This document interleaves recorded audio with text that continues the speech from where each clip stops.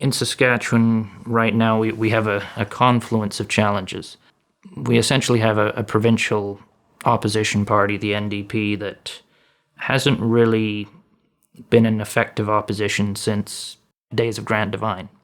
The fact that they've lost ground politically to the Sask Party after 4 terms of a Sask Party government is just incredible and in such a disappointing way. In other provinces, such as the Atlantic provinces, we've seen the rise of non-traditional parties like the Green Party. In Saskatchewan itself, I think that we need to look at proportional representation so we don't have this sort of Punch and Judy show of 2 political parties that are actually not very different deep down. And I think we should also examine recall legislation, not just provincially, but federally and even municipally. In fact, as mayoral candidate, I'm proposing that the civic government look at recall legislation or recall bylaws for councillors and even the mayor.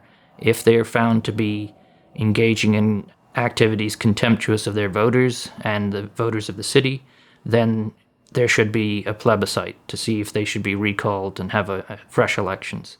Recall legislation does exist in Canada. In British Columbia, it was used in the early 2000s to challenge the BC government of the day. That legislation, as far as I know, still exists, and I think we should look at that in Canada. And also South American countries also have forms of recall legislation. Proportional representation. Canada, North America really needs it. The vote should count, not it's a case of, oh, your vote counts in this constituency a lot more than it counts in another one. We need to change that.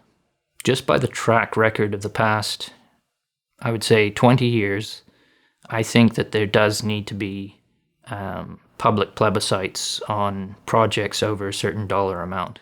We can certainly have a discussion as to what dollar amount we want, but I think there does need to be, when it comes to decisions like the bypass, there needs to be much more democratic accountability, far, far more than there is now. Governments shouldn't be allowed to say, okay, we've got 45% of the popular vote and 60% of the seats in the legislature, so we're just going to govern however we wish. Absolutely not. I think the biggest thing that we should learn is that we should never take our vote for granted. We should never just assume that whoever has been elected knows exactly what they're doing all the time, because unfortunately in the last 20 years or more in Saskatchewan, I think there's been a real lack of that. And it's been primarily the Saskatchewan Party that's been engaged in this sort of cavalier governance, but unfortunately, I think the previous NDP administration really started leading up to it. They undertook many questionable things. The governance of crown corporations, for example, can easily be abused by either an NDP government or a Sask Party government. We can't have that anymore. Like, crowns are vital, and they're becoming more and more important all the time, because the bigger communication companies become, the bigger infrastructure companies become, transportation companies become, a province like Saskatchewan is going to lose out, because the decision makers don't live here. But with crown corporations, they do. But we need to make it more democratic, more accountable, and more effective. One reason that the Saskatchewan Party was able to deep six the STC bus transportation company in its entirety is because the NDP had made it this sort of monolithic, sloth-like organization that was, unfortunately, easy to get rid of. If there had been democratic accountability, if the company had been run by people who actually knew about public transportation from other parts of the world and including in other parts of Canada, I think the STC would still be here.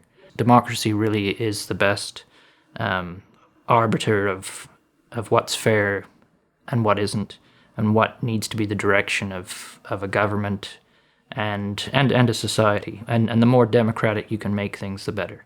We have to start protecting taxpayer resources much more closely. I think one problem leads to another.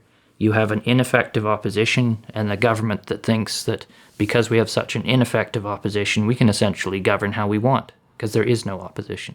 And if we had the same approach to governance with such issues as the bypass, the GTH, and the stadium, things would look very different in a much more positive way. Don't just say, oh, build it and they'll come. I'm sorry, this is not Field of Dreams.